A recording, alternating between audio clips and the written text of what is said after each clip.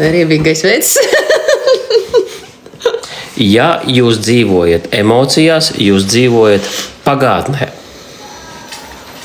Tādēļ, cik no jums ir šodien, vakar vai aizvakar piedzīvojuši besi, dusmas, aizvainojumu, netaisnības sajūtu, šaubas par kaut ko un trūkuma sajūtu?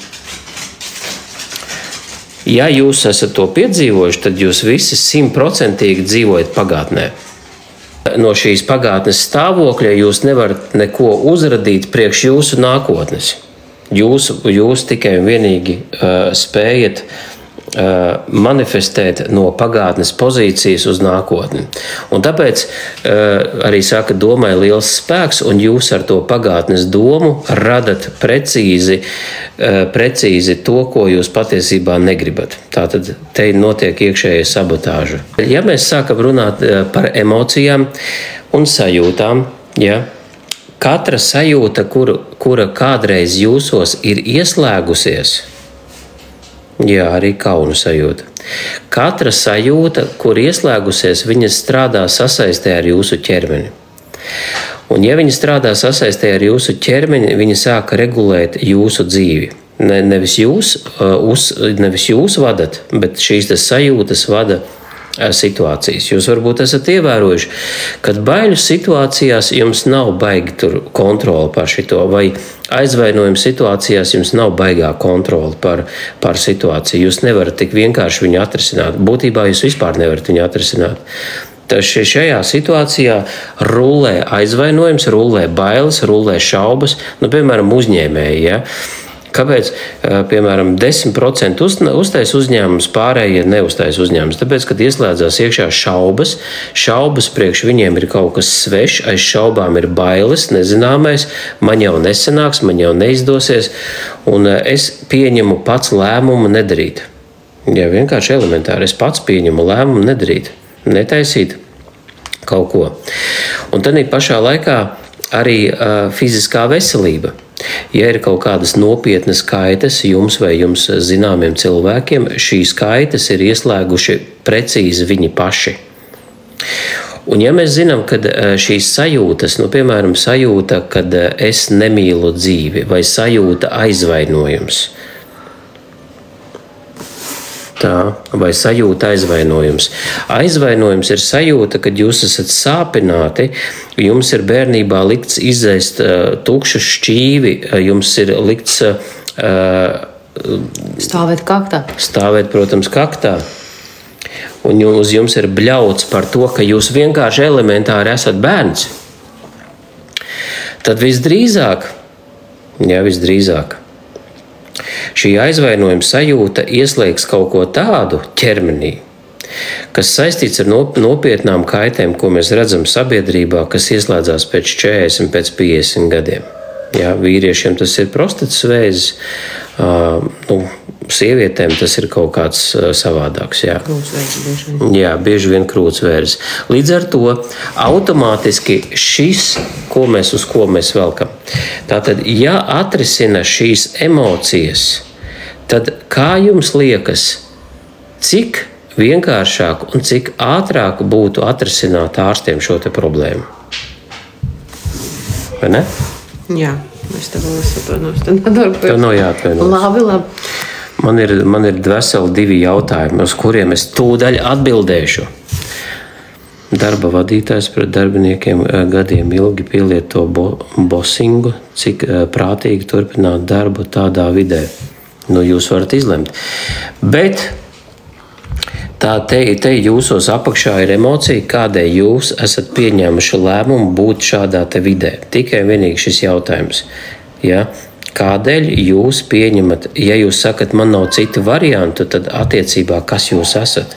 Kā jūs apziņā esat sevi nolikuši? Bet vēl jau variants ir, kad cilvēks diezgan labi arī tiek galā ar tādu cilvēku, kurš pielieto šo bosingu. Tev vienkārši jāzina, kur ir tās tavas robežas un kā tu vari ar tādu cilvēku vispār sadarboties. Ja tu nevari vispār sadarboties, ja tu jūties, ka tev vienkārši noliek un tu netiec ar to galā, skaidrs, kad tad rodās jautājums, ko man tajā vietā vispār darīt. Jā.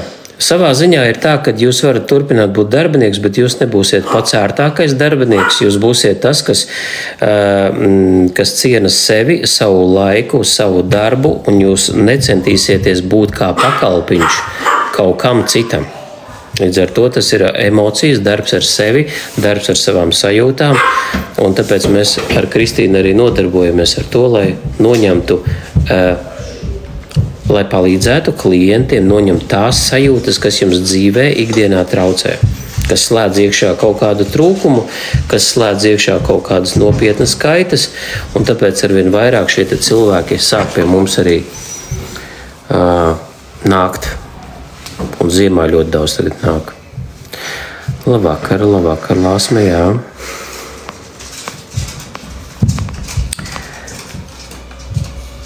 Vecīt, tev džempers mazliet uzpēc. Jā, es tiešām knapi, tiešām knapi salasīju naudu. Man bija 30 centi un 14 centi man aizdeva sievis. Es braucu humpalām šodien un rekādu džemperu nopirku. Paldies, ka tu ievēroji to visu. Man bija prieks censties, jā. Man bija prieks tiešām censties, jo tiešām novērtē. Kas ir prostata? Prostata, tur var vienkārši iegooglēt vienkārši, jā, lai tu saprastu tieši ķermenis tev nevar parādīt priekšā. Tas ir dziedzers būtībā. Tas ir dziedzers, jā, un tā tālāk un tā joprojām. Kādi ir tie paņēmieni? Paņēmieni ir zemapziņas paņēmieni, tā ir ideja. Tā tad būtībā ir sanāk tā, ka jūs bērnībā esat ieslēguši ideju, kas sāk graut jūsu ķermeni vai sāk graut jūsu finanses. Viņi vienkārši strādā pret jums. Tā kā jūs ieslēdzat ar savu domu, ka, piemēram, šī dzīve ir pretīga un sūdīga. Piemēram, vecāki ir izšķīrušies, viens otru necienījuši, fāteris ir dzēris, mamma ir braukājusi riņķī, un bērns ieslēdz tādu kā emocija, kura sāk iznīcināt viņu no iekšpuses kaut kādā noteiktā laikā. Neapzinoties. Tas notiek viss neapzinoties, tas notiek dziļi zemapziņā. Viņš sāk necienīt savu dzīvi, jo viņa dzīvi necienīja viņa vecāki bērnībā. Un automātiski sākās šī lielās slimošanas problēmas, ko mēs redzam šajā te vidē. Milzīgas problēmas, milzīgas. Un līdz ar to es tieši uzrunāju tos cilvēkus, kuriem ģimenē, ja, kuriem tēvs, māte vai ka ģimenē ir bijuši šīs te lielās skaļās slimības. Es ieteiktu pārskatīt terapijas laikā šīs programmas, kuras vai nu ir ieslēgušās jūsos, ja, kā teikt, sakārtot šo domāšanu, lai izvairītos no iespējamībām. Ja, jo tad, kad jums ir fiziski jau ķermenī šī te kaita, tad jau, diemžēl, ir, bieži vien tas ir pa vēlu, nevienmēr, bet bieži vien tas ir pa vēlu. Kādi ir paņēmieni? Tie paņēmieni, kas mums ir terapijas programmas, kuru laikā mēs strādājam ar zemapziņu. Mēs esam tikai daži cilvēki Latvijā, kuri sāk strādāt šādā veidā. Ja? Tā nav parasta saruna, parasta terapija.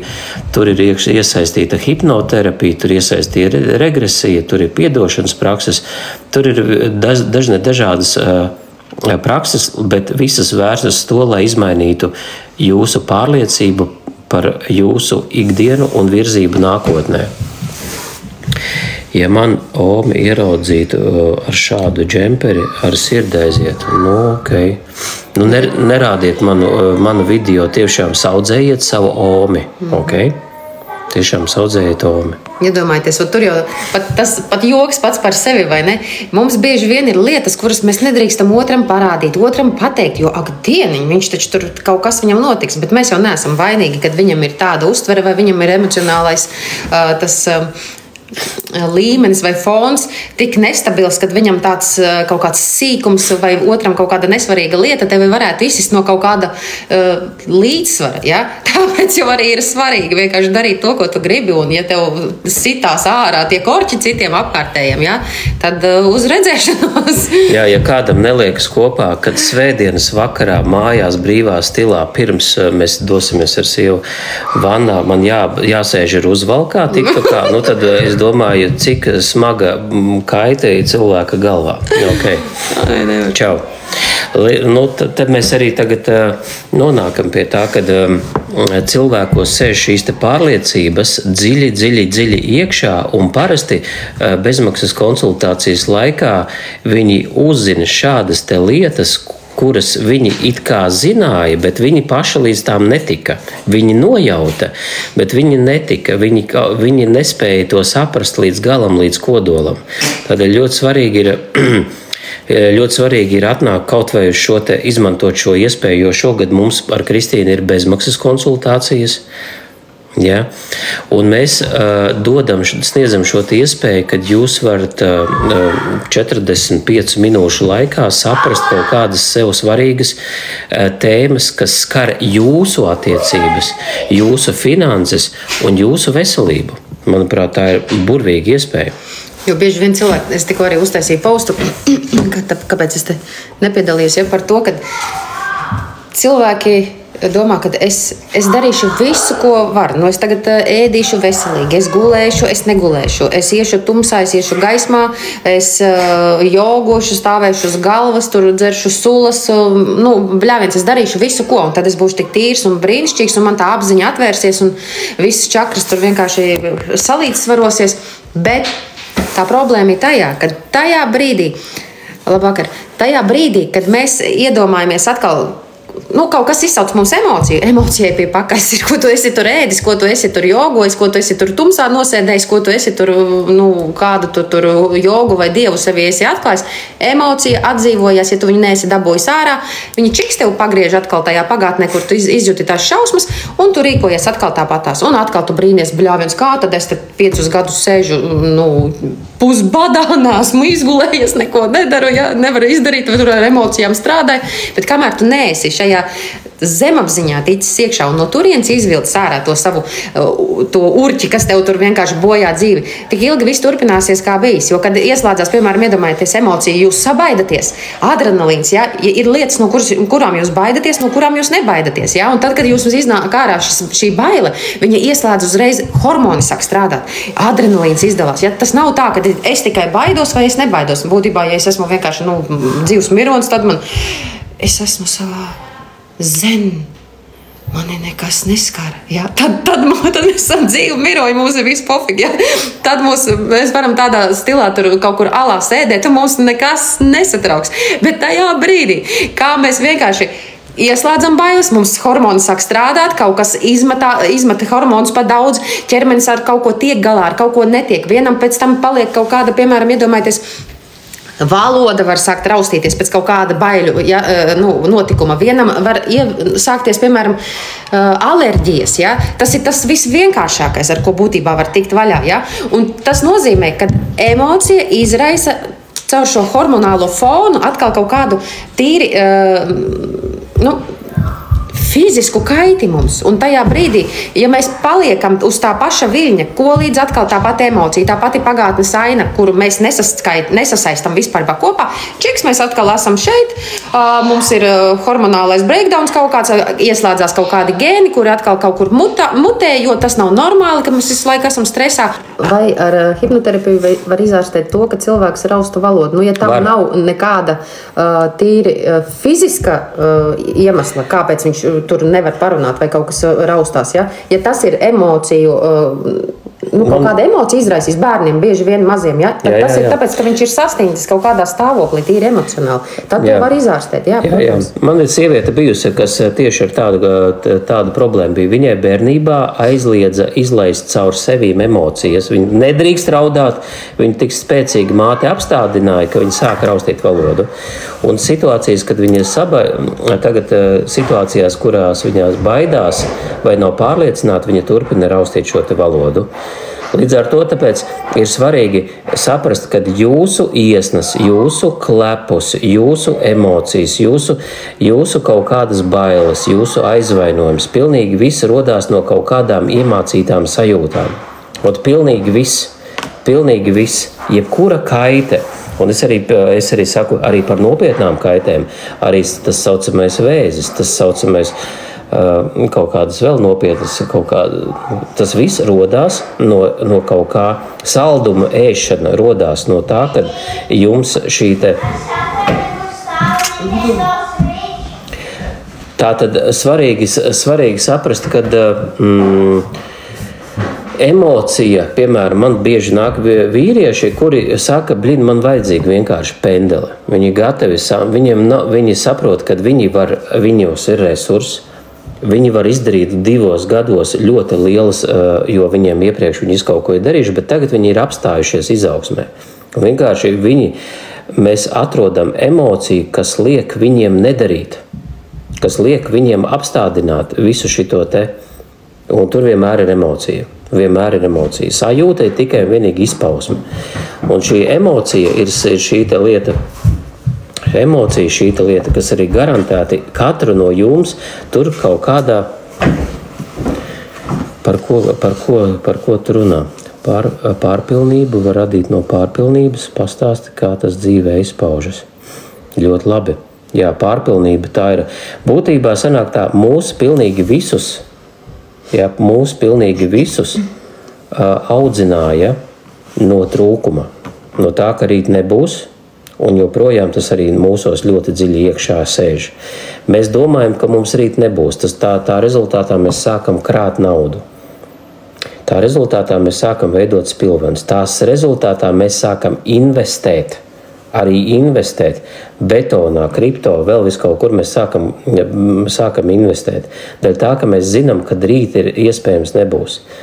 Kādreiz viss kaut kas tapa dēļ tā, ka nebūs. Tas būtībā ir tā, ka kādreiz lika šķīvi izēst tukšu, jo nebūs. Tas viss ir no trūkuma, no baiļu sajūta. Mums jāiet, jāskrien, kaut kas jādara no sajūtas, ka mums nebūs. No sajūtas. Un te ir tā, ka mūsu zemapziņa, šī saucamā zemapziņa postsavienības teritorijā viņai ļoti grūti pārslēgties uz pārpilnību. Jā, un bieži vien tad, kad mēs pat domājam, kad mēs it kā domājam pārpilnīgi, es taču gribu to, bieži vien tad, kad mēs kaut ko gribam, tas triks ir tajā, kad mēs domājam tā, kad man jau nav. Ja? Un ar kaut kādu tādu man jau nav, bet es ļoti gribu. Ja? Tad, kad bieži vien ir kā tos visus manifestācijas kursus, kā māca, ja? Tev jāsāk domāt, ka tev jau ir, un tad rodās atkal šie, kas visi pilnas sienas ir ar vēlmju kartēm, un kamēr tu sev noticēsi, blā, blā, blā, kamēr tev iekšā tur būs tās pārliecības, ja?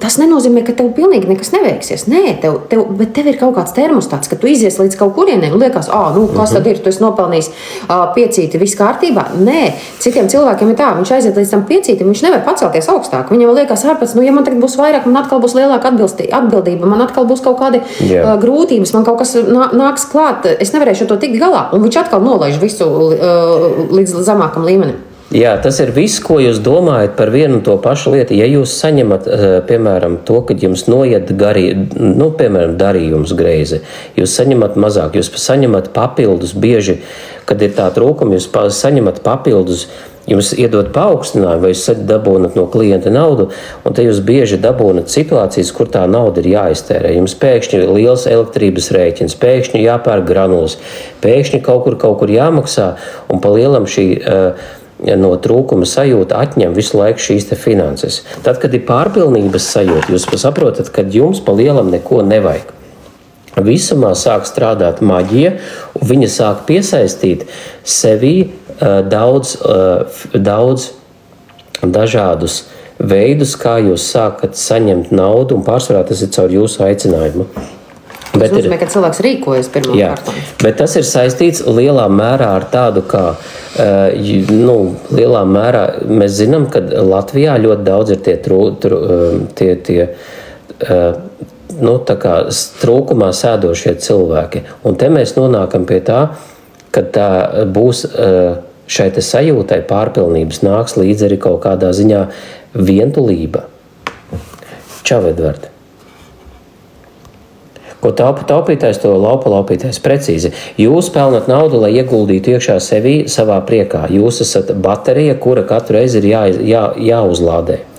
Bet tiklīdz jūs sākat darīt kaut ko, investēt kaut kur projām, tad sākās problēmas. Jo arī kaut vai tas pats teiciens, ko taupa taupītājs, to laupa laupītājs, ja?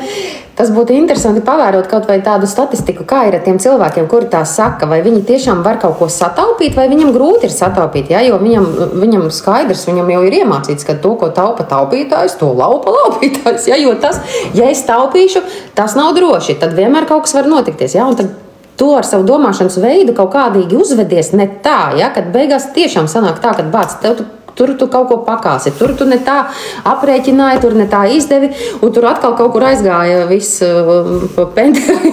Ne tā kā vajag. Vienkārši mēs neievērojam kaut kādas izdevības. Mēs uzreiz rīkojamies automātiski pēc tā defaulta, kas mums ir tajā zemapziņā, ja, kad mēs nesaskatām kaut kādas iespējas, bet mēs uzreiz var taču nolaupīt tas laupītājs. Ja? Un līdz ar to tā arī tas turpina apaugt ar pārliecībām, ka tā taču tiešām ir. Un ja tu esi jau 2, 3 pārliecinājies, ka tā tas bijis, tad zemapziņā tas nosakņojās, bāc, tur riktīgs fundaments ir ielikts.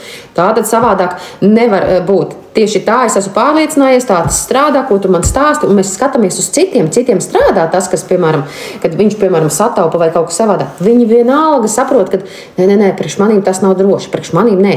Kaut gan, ja es mēģinātu darīt tieši tā, kā cits, kā viņam strādā, varbūt kaut kas pavērtu kaut kādu iespēju, ja? Bet tur jau tā lieta, ka katram ir savs komplekts iekšējais, kad nav visiem tā kā pilnīgi pa taisnu ceļu braucam un visi nonāk pie pilnīgi viena rezultāta, ja? Jā, un šī sajūta, ka Edvards arī prasa, kā no tā tikt vaļā, līdz ar to tā ir tikai vienīgi terapija, vienīgais ceļš.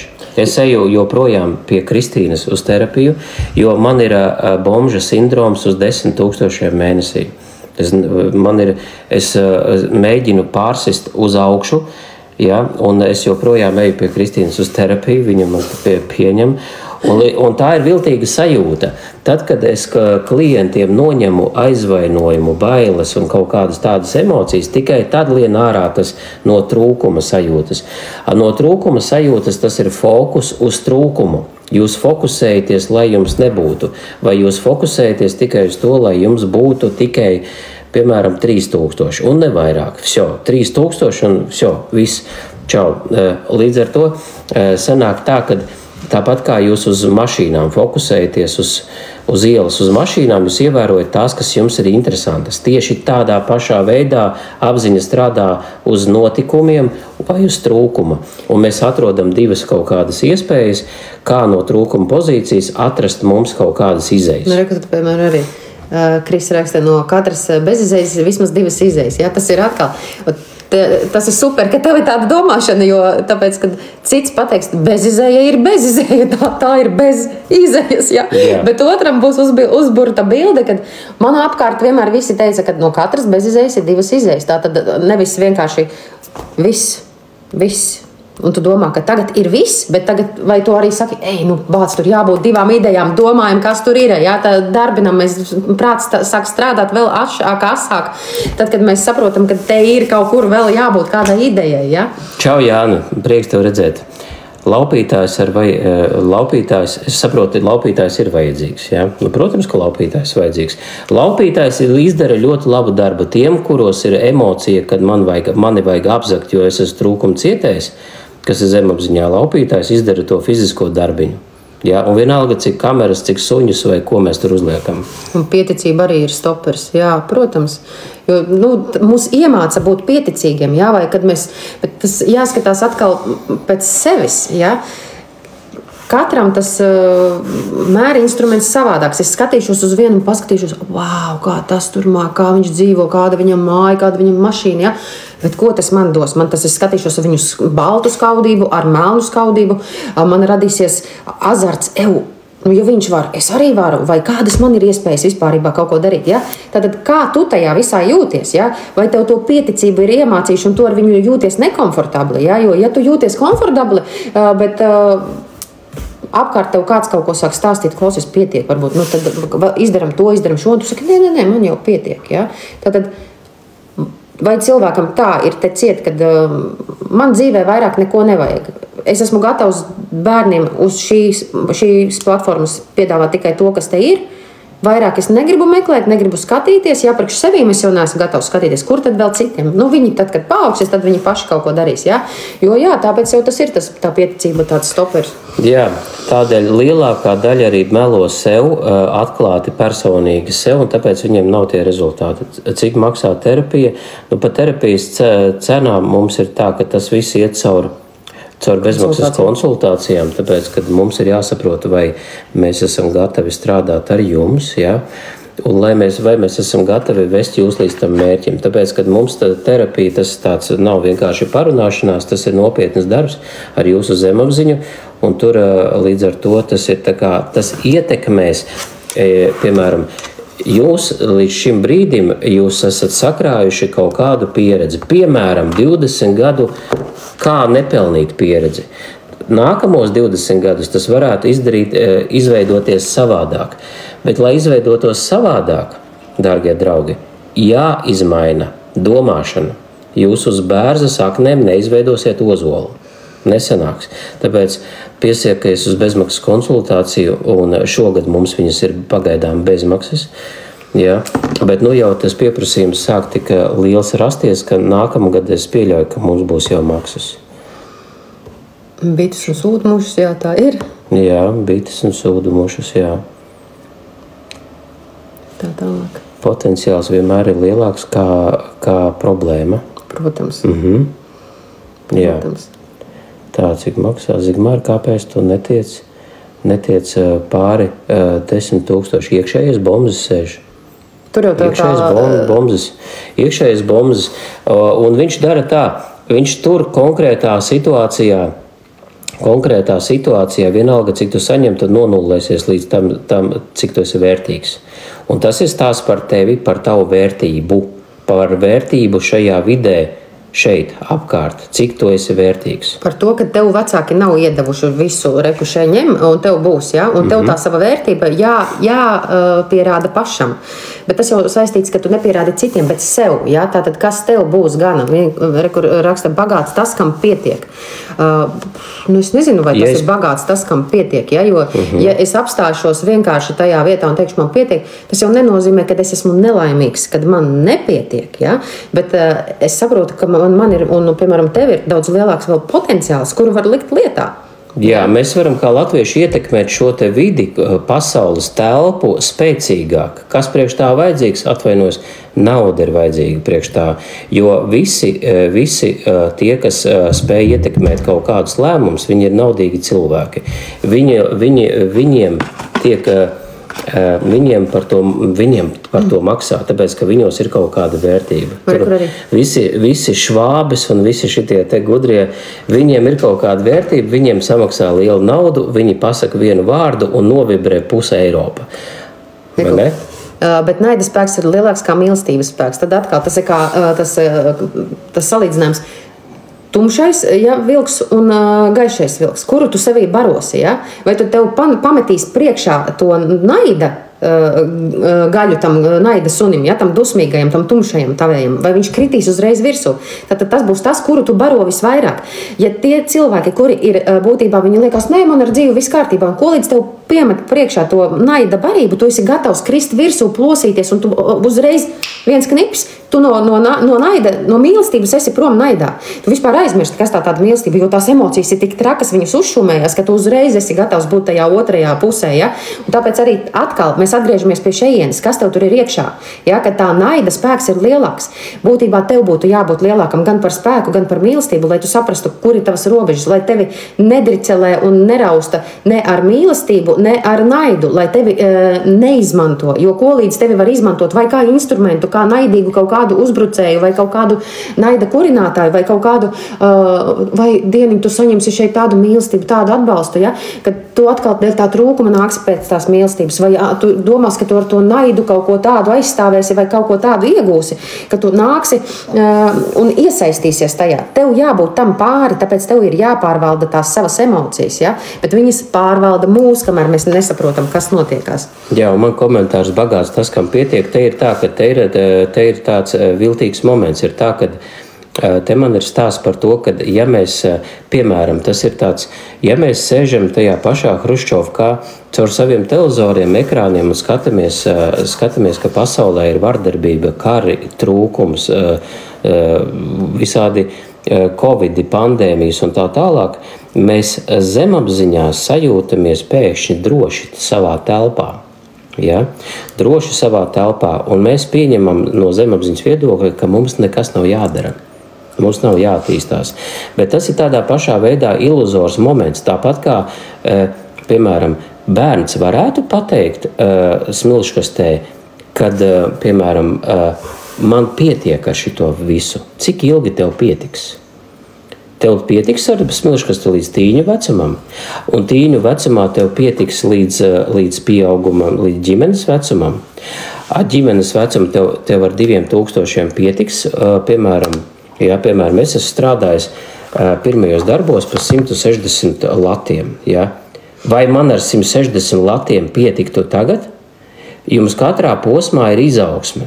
Katrā posmā ir izaugsme, kur iet tālāk. Un tas nesakrīt bagāts tam, kam pietiek. Tātad visu laiku nepietiek. Tātad, un tas saistīts ar pastāvīgu visu laiku izaugsmi, došanos uz priekšu, pastāvīgu izaugsmi, un te jums šajā te visā ceļā jāatrod šis te miers. Kad jūs ir miers un pārliecība par jūsu ejamo ceļu. Jo, ja tev bagāts tas, kam pietiek būtībā tajā brīdī, kad tu apstājies, tas nozīmē, ka tev tur tālāk vairs izaugsmas nav.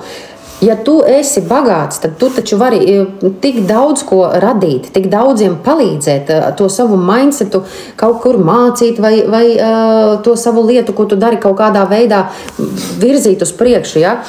Vai darīt tā, lai tas naidas un netiktu barots. Ja? To ar savu piemēru var rādīt cilvēkiem, bet cilvēki jau netic bieži vien. Ja viņam saka, tā ekspektācijās viņi jau dzīvo. Noteikti tur ir tā, tā točne ir zubdaju. Tur noteikti kaut kas tā ir. Bet kāpēc netiec no tā bomža vaļā? Bombzis sēž pilnīgi visos, ja? Un ir tā, ka te ir stāsts ne tikai par nopelnīšanu, bet arī finansu noturēšanu. Un tas ir saistīts, ir nepieciešams zemapziņā atslēgt, ja Kristīna man vakar tieši atslēdza šādas tādas piesaistes šai te videi. Tātad apkārtējais viedoklis, kas ir iesakņojies bērnībā kopā no vecākiem, no vides, kurā es augu. Un tas ir noticis pilnīgi ar visiem. Tur var teikt 100%. Tas ir tikai laika jautājums, kad no tā tiek vaļā. Jo, ja tu turpini strādāt, tu vienkārši saproti, ka es varu vairāk, bet kaut kādīgi man uzrodās kaut kādas domas, kuras sāk man tā kā vilkt uz leju. Ja? Un tāpēc jau bieži vien, kas mums notiek mājās.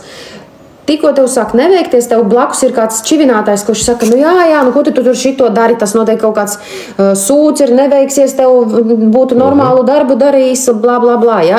Atkal, kas mums ir apkārt, kas mums to veicina, un ja mums tas runātājs atgādinās kaut ko no mūsu bērnības, kur kāds mums teicis, šito nedara, tu taču neredzi, ka tev nesanāk, tev nevajag, ja? Un līdz ar to tu vari turpināt tādā pašā garā, bet tu liekas, ka tu esi iekšēji kaut kur sasniedzis, tu netiec kaut kam pāri. Ja?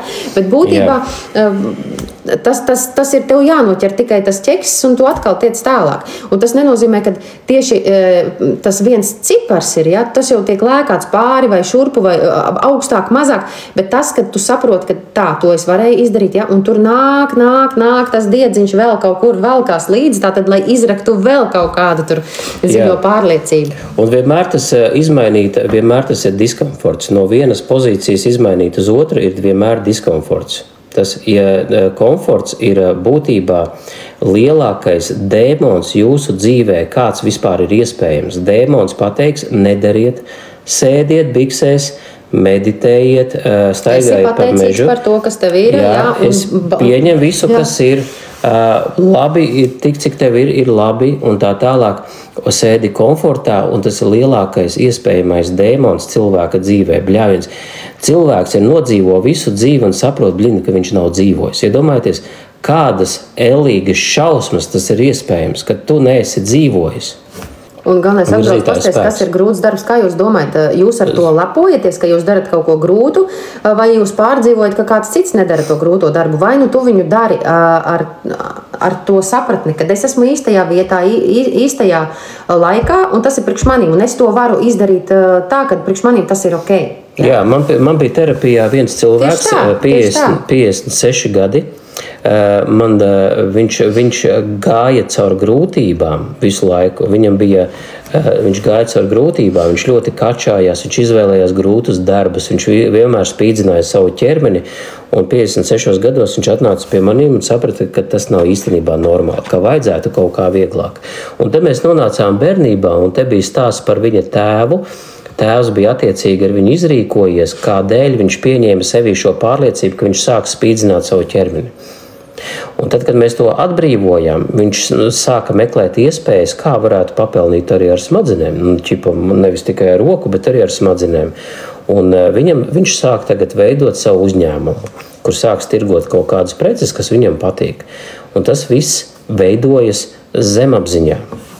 Un tas viss jau ir jūsos izveidojis. Mēs tagad runājam par lietām, par sajūtām, kas jūsos jau sēž tagad iekšā, šī mirklī. Ja?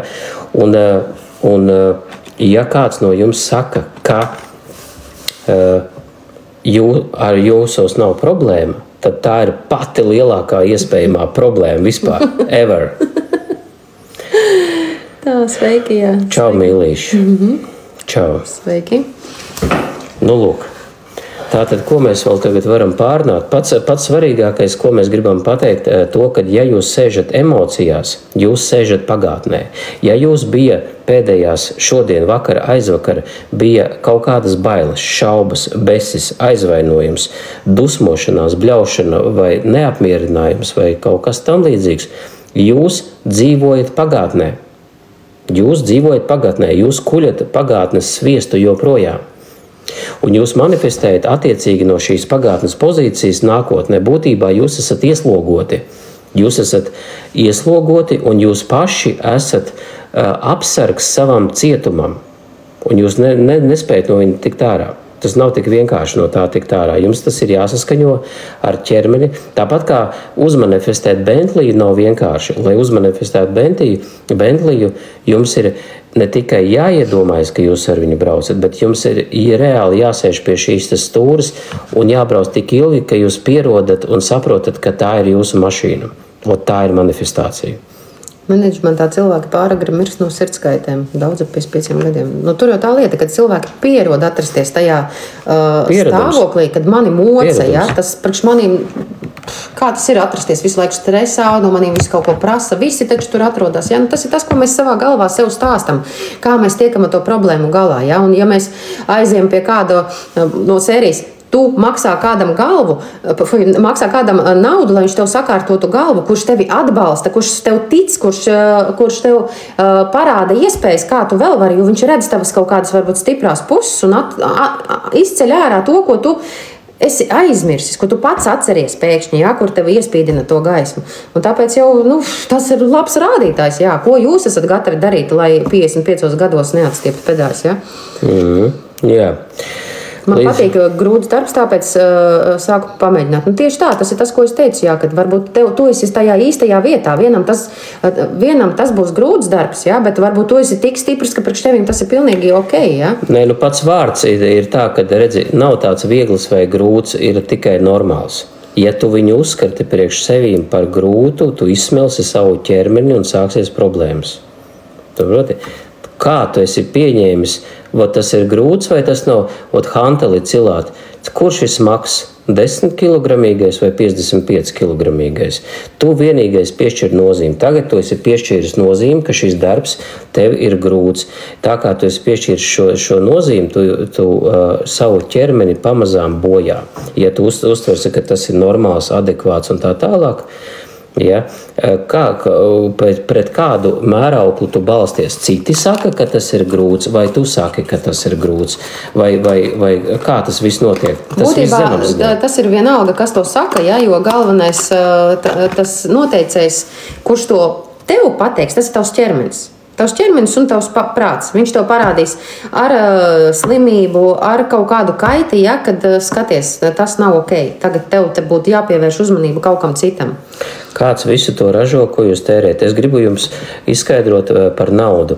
Nauda ir papīri, jūs savu laiku katru dienu pārdodat par kaut kādu samaksu. Jums ir cena. Jūs kāds nopērk cilvēki, kuri ir izdrukājuši printerī naudiņas, banknotes, un jūs pret šīm banknotēm pārdodat savu dzīvi.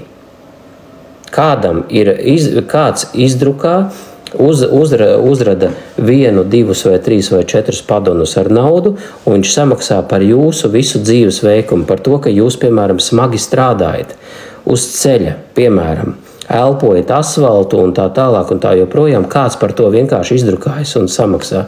Līdz ar to, kāda starpība tiek izdrukāti 2 palikņi ar naudu vai 8 palikņi ar naudu? Viss ir atkarīgs no tava mindseta, vai tu esi gatavs to naudu pieņemt un sākt nevis savādāk strādāt, bet savādāk pelnīt un savādāk saņemt.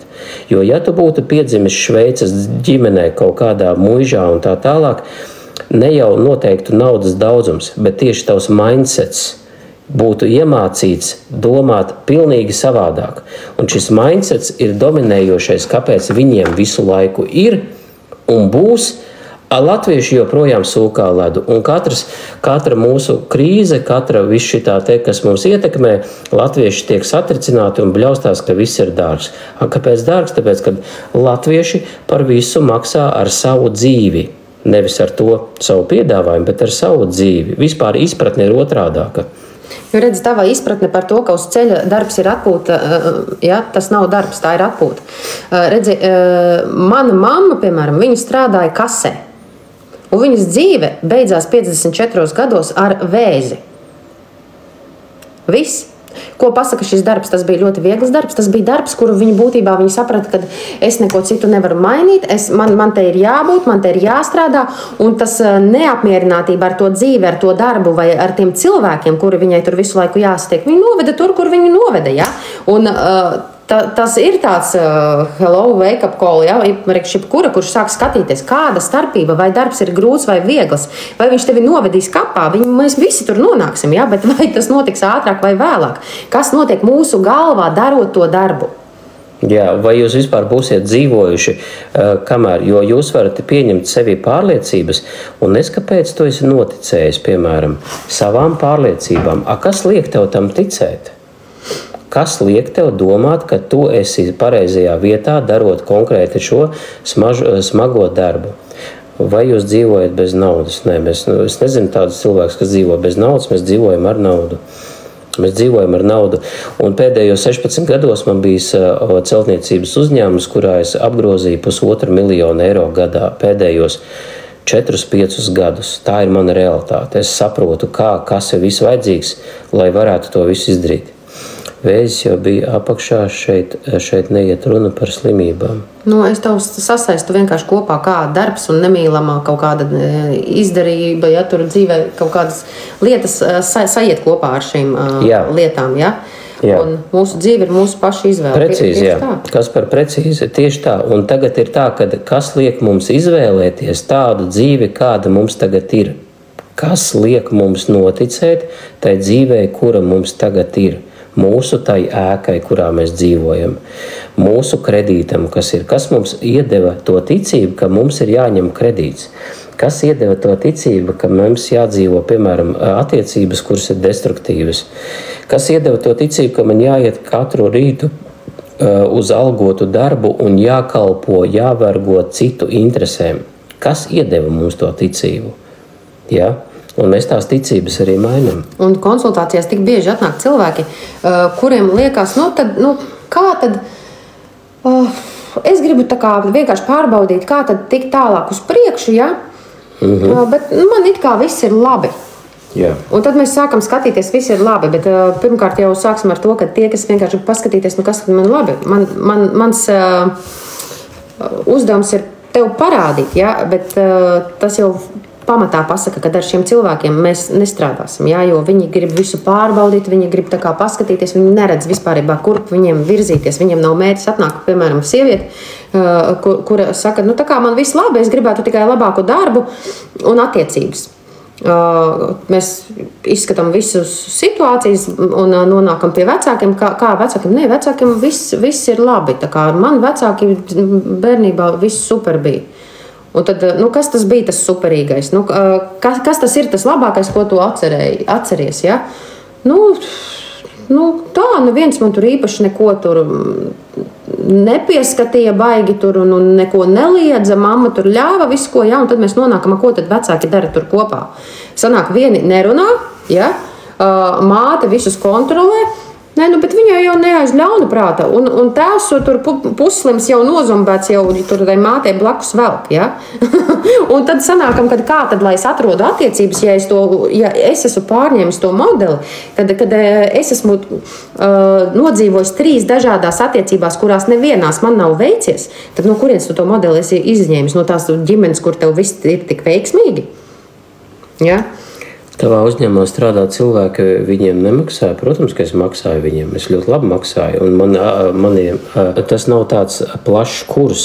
Tas ir individuāls darbs ar jūsu zemapziņu. Kad jūsu zemapziņai nav iespējams nomukt, jo paši sevi jūs ar grāmatiņām un kaut kādām elpošanām neizvilksiet ārā. Tāpēc, kad zemapziņa sevi nesabotēs, viņai ir aizsardzības mehānisms, viņa grib saglabāt visas destruktīvās programmas, un viņas joprojām jūsos sēž. Man šķiet, ar saprogrammētiem, nobloķētiem cilvēkiem ir ļoti grūti reizēm kā pret sienu. Jā, tā ir, un tāpēc mēs ar visiem arī nestrādājam, jo daudziem ir tā, ka atnāk uz konsultāciju cilvēki raud, ārpēc šausmas, saprot, kādā es esmu bezizējā, bet tagad tev jāsāk maksāt nauda, lai tevi no turienes kāds izvilktu ārā, tad tu pēkšņi nē, vai... Man saslima sieva, man notika tas, tev ir izdevīgi, ka kādam cilvēkam apkārt ir tā nauda vajadzīga kaut kur citur. Galvenais, lai tu netiec uz terapiju, jo tad tev būs jāmainās. Tad tev būs jāatsakās no visiem saviem tiem pieņēmumiem. Ja? Un tas nozīmē, ka es jau nezinu, kā bez viņiem dzīvot. Es visu laiku dzīvoju, es esmu tikai ar viņiem. Iet runa par dzīves izmainīšanu. Šeit, ja kāds šeit tādiem nīkuļiem, bailuļiem nav vispār vietas, tas ir priekš varoņiem, kuri gatavi izmainīt dzīvi, jo tādā veidā mainās visa viņa uztvere par nākotnes lietām. Ja jāmaksā, tad nafik tieši tā. Un kā cilvēki iedomājas? Vienreiz arī bija cilvēks uz konsultāciju, kur viņš saka, nē, es speciāli eju pret sistēmu, es strādāju tikai par 500 eiro un es izvelku to dzīvi tādā veidā. Ja? Jā. Un kāpēc tu to nedari pa velti? Kāpēc? Tāpēc, ka es negribu darīt tā kā tu. Viņš grib, lai visi dara tā kā viņš, lai visi sēž pa 500 eirikiem un izvelk dzīvi kaut kādīgi, un tad mēs kaut ko ietekmējam. Nopeld normālu čunguru, un tad tu vari kaut ko vismaz ietekmēt savā dzīvē jau sākot. Ja? Protams, ja nafik tad nemaksā, tas nozīmē, ka jūs esat cietējis, un jūs gribat, lai tajā trūkuma ciešanā cieš pārējie no sērijas. Jūs tagad gribat pārdot ideju, kad, ziniet, tātad tas ir viens mehānisms. Tā kā tu maksā, tāpat tu saņem. Jā. Tā kā tu maksā, tāpat tu saņem. Ja tu gribēsi žmiegties, ja tu gribēsi atlaides, ja tu gribēsi visur pierunāt, davai man tur pa barterīti, tāpat visi gribēs ar tevi. Viņi neatnāks pie tevīm un nepateiks, tas maksā tik, ok, daram. Ja? Lai jums vieglāk būtu elpot un domāt, jums tā kā diēta jāievieš no cilvēkiem. Vienkārši blakus jāpatur tie, kuri jums palīdz augt. Vismaz ļauj to darīt. Ja? Nevis velk uz apakaļ un visu laiku apstiprina to, ka jūs nevarēsiet. Ja ir apkārt cilvēki, kuri pelna jūsu līmenī vai zemāk par jums, ieturiet distanci. Uztaisiet vienkārši distanci uz šiem cilvēkiem. Un jūs redzēsiet, un, protams, arī tas ir tieši tas pats arī ar informācijas telpu. Ja jūs skatāties cilvēku, kurš dzīvo Hruščovkā un stāsta, kā pareizi nopelnīt vai domāt vai kaut ko tur vēl, darīt, lidināties kaut kādās tur sajūtās, astrologi, taro un tā tālāk, tad, jums ir jāizfiltrē, ko laist klāt pie jūsu smadzenēm. Jums ir jā. Tā 4 stundas strādā, tu jau izvēlies. Tu jau esi tas, kas izvēlās, cik strādāt, cik pelnīt, ko vēl papildus darīt. Tas ir mūsu izvēle. Cilvēki izvērās mainīt pārliecības, jo liekas, ka var nomirt. Darbojas arī izdzīvošanas instinkti. Jā, precīzi kaut kādā ziņā, tā arī ir. Tāpēc... Bet pats smieklīgākais ir tas, ka lielākā daļa grib tiešām nomirt. Viņiem, ko līdz tu pasaki, ka tava dzīve var tikt labota, bet tev par to ir jābūt varonīgam, jāiespringst un par to ir jāsamaksā par šīm izmaiņām. Nē. Un tas ir tik ātri, tikai 2 mēnešos. Pēc 2 mēnešiem es būšu tā kā jau domāšu bišķi savādāk, drošāks būšu un tā. Nē. Ir stāsts, piemēram, klients. Man ir reāls gadījums un vienu klientu minēšu. Viņš atnāk pie maniem, viņam ir iesākts biznes, viņam neiet biznes, viņš pelna 1500. Pēc 2 mēnešu darba mēs izmainījām pārliecības, es iedevu nepieciešamo spērienu, instrumentus un būstus, viņš pēc tam pelna 4. Kā jums liekas, lai par to saņemtu, ka tu katru mēnesi minimums varēsi 4 pelnīt savā biznesā, tas ir sākums, vai par to ir vērts samaksāt? Vienkārši man interesē, vai jūs domājat, ka tam visam ir jābūt par velti? Jūs gribat pavelti un no sērijas, ja jūs savā dzīvē neko pilnībā nekad mūžā nepanāksiet, ja jūs gribat kaut ko pavelti, jo tad, kad jūs gribēsiet no kāda cita saņemt kaut kādus finanses, jūsu apziņa sāks bļaut. Neņem šīs finanses. Nedrīkst. Tev nepienākas. Tu esi čmošņiks, tu esi salaga, tev nepienāks. Tu nedrīksti ņemt to visu. Tev jādzīvo kā ubagam un jāstāsta pārējiem, kā ir pareizi būt ubagam. Saproti? Jo tas ir bomžu domāšana. Īsti bombas zem tilta, bet ir bomži, kas vēl dzīvo dzīvokļos, bet viņi visu laiku ir trūkumā. Un dzīvoju pie ģimenes, esmu spiesta knapināties, jo arī viņi velk man lejā ar domām. Tieši tā. Ja jums patīk Hruščovka, tad aiziet, močiet. Ja jūs redzat sevi, ka jūs arī tur dzīvosiet pēc 20 gadiem, šajā te Hruščovkā dzīvojiet, manis pēc. Šeit ir cilvēki, kuri grib kaut ko savā dzīvē mainīt. Ja, un tie arī cilvēki nāk pie mums. Viņi nāk, strādā, maina, maksā, un viņiem tas viss strādā. Un kas pats labākais, pat man klients, kas ir atnākušas, viņi saka, bāc, man vīrs ir kaut kur projām vai kā, un es atnāku, es samaksāšu pusi, vai es samaksāšu visu, man pēc tam nebūs par to jādomā, un es vienkārši strādāšu. Un viņa atnāk, iedot to naudu, ka viņa saka, man nemaz īsti pašai varbūt kontā nepaliek pēc tam tik daudz, bet kas notiek pēc tam? Viņi to izdarījuši, tāpēc, ka viņi saka, es ar vieglu prātu to izdaru, jo man ātrāk ir vajadzīga šī dziedināšana tam manam prāta stāvoklim, nekā tas, kas ir manā kontā. Tas man nepalīdz nekādīgi. Tas mani nevelk nākamajā dienā priecīgi baudīt to, ka man tur tā nauda ir.